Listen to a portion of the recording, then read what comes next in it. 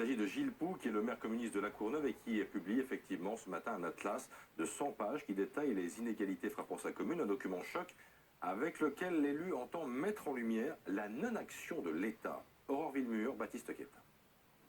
Tout commence sur ce pont qui surplombe la 86. Le maire de La Courneuve nous montre cette autoroute qui devait être entièrement recouverte pour préserver les habitants du bruit et de la pollution. C'était un des engagements de l'État quand on a négocié à l'époque les maires précédents pour le passage de la 86. Et au bout d'un moment, l'État nous a dit on n'a plus d'argent, donc on arrête la couverture juste avant, au niveau de la gare, et on ne continue pas. Des travaux abandonnés, symbole du désengagement de l'État dans cette banlieue. Selon les derniers chiffres de l'INSEE, le taux de chômage s'élève à 27%.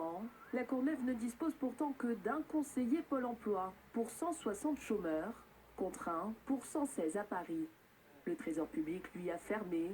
Il faut désormais se déplacer dans une autre ville. Celui-ci est fermé depuis maintenant un peu plus d'1 an, ce qui conduit à ce que les gens vont moins faire ce genre de démarche et donc vont voir leur situation se complexifier. Mais pour lui, pas question de se laisser abattre. Il existe des solutions.